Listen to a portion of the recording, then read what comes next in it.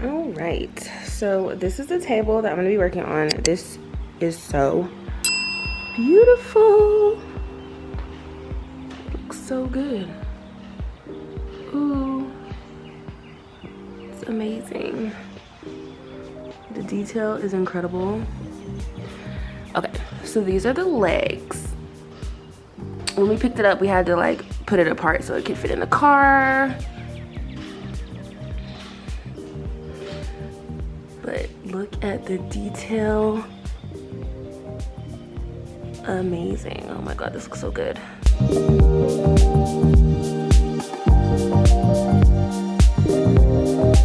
All right, so to start this off, I am going to be stripping this table.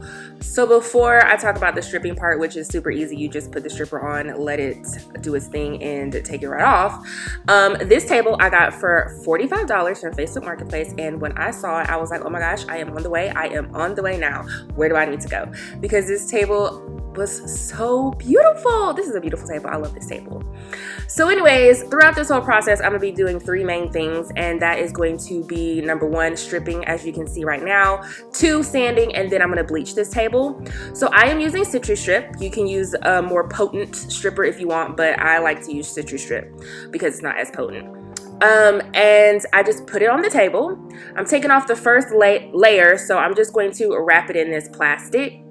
So when I created a reel about this, I don't know if you've seen them, but it was literally like kind of like a step-by-step of what I was doing in each individual reel. I had people ask me, why did I wrap it in plastic? You don't have to do this, but I wrap it in plastic because it just helps the stripper stay activated, and it just makes it easier for you to scrape it off when it is time to scrape it off. I normally will let it sit for longer than the 30 minutes that it does say in the directions, but you can let it sit for 30 minutes or longer than that. Like I said, I let it sit for longer than that, and then I just take it off. So I'll do like an hour, 2 hours, and then I am right now scraping off the first layer. So this is basically going to be like the varnish part. So I'm just scraping all of that off. And then so this is very satisfying to do. Although it's a very daunting task, you can find some relaxation in doing this and seeing just everything kind of like strip off of the furniture. So after I did this first layer, I'm going to come back again with some more of my Citrus Strip, and I'm going to add that on to the table again, and I'm going to wrap it again in plastic, and I'm going to let it sit. After I let that sit again, I came back and I scraped off that second layer, and then the next step is going to be me just sanding the table.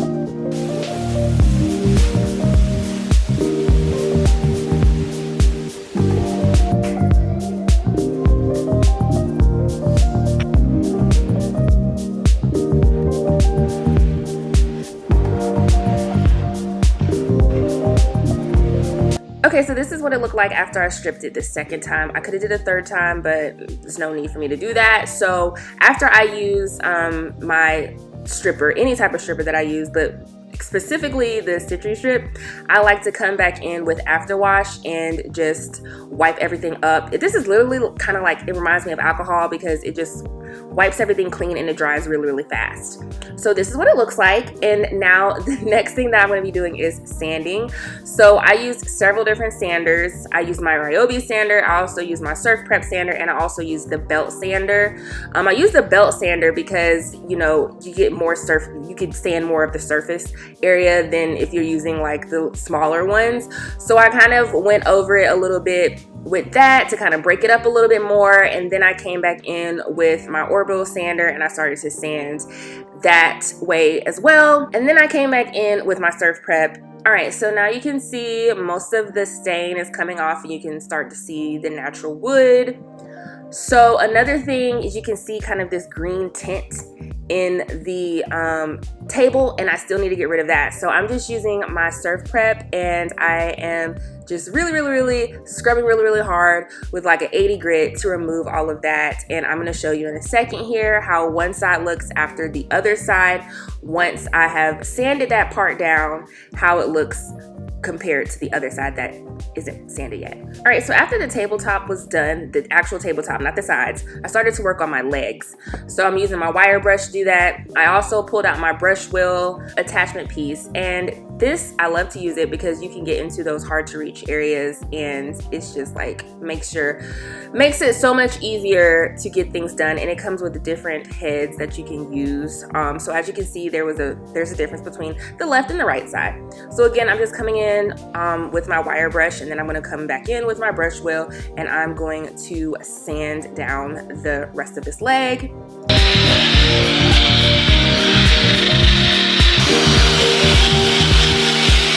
Another thing I did is I just took a paintbrush in any of the darker areas that needed to be lightened up a little bit. I'm just taking the stripper and I'm putting that in their areas, letting it sit for a little bit, and then coming back with my wire brush and just brushing those areas to make sure that they are nice and light.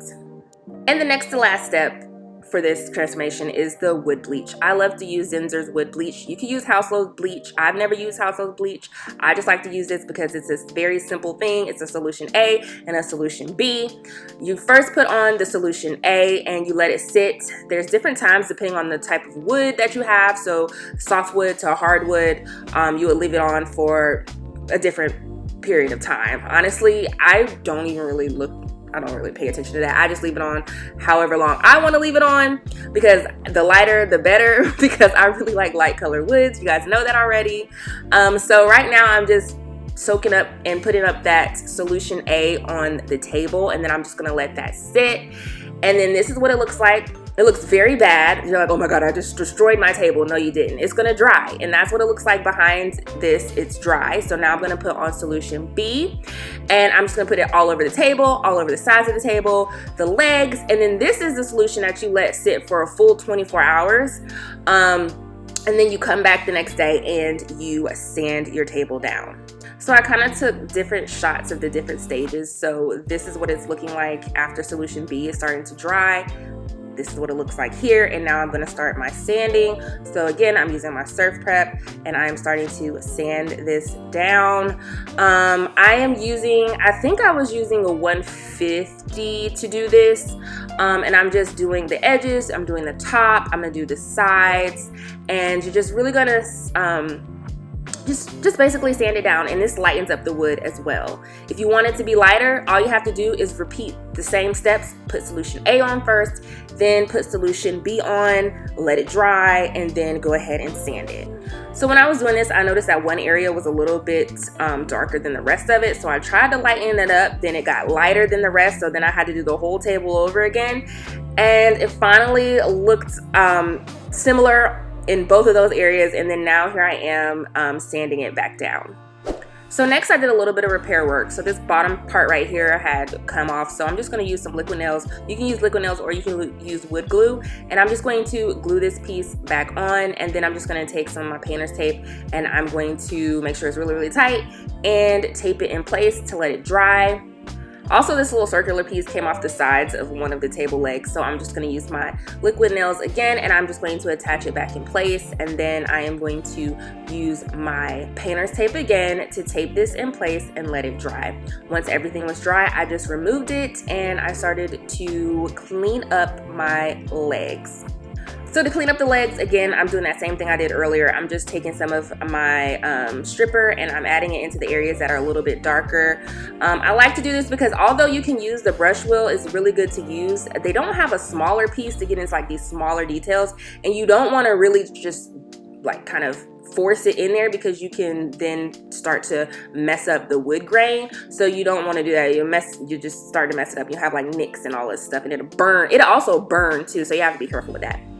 So anyways, after I got that all clean, the next thing I'm doing is I'm coming in with the 200 grit and I am sanding down smooth the top of my table and then also my legs. And then after I did that, I am going to be attaching my legs together. So this table, you just attach the bottom to with the pegs and you put them together like that, and then you close the little bottom part, and then I just flip this over, and then I started to seal everything, which is the last step of this whole process. So I'm gonna be using the Fusion Mineral. It's the Tough Coat. This is matte. So I'm just mixing it up. I don't want to shake it because I have a lot of little bubbles. Now I'm just going to take a 400 grit real quick, and I am going to sand smooth the tops of my tables, the sides of my table, and also the legs. And then now I'm just going to take my sponge brush and look at that beauty. Oh my gosh, this looks so good, y'all. I love this table. I am just putting on the Tough Coat. And I did 2 coats of this. I probably should have did 3, but I did do 2. And in between each of the coats that I did sand it with the 400 grit.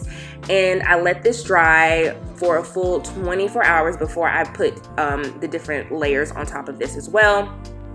One thing you do want to look out for, and this is with any sealer that you're using, no matter the brand, is the bubbles. So you can see the little white bubbles that are coming in. You really want to make sure you get rid of those, because if you don't, then you're going to have like these white, it's going to be like white bubbles in your stuff. So you really just want to make sure that you go around your piece and that it's nice and smooth, it's clear, there's no bubbles, there's none of that stuff, because you're going to have to like sand it and start over and everything like that. So just make sure you keep that nice and clean.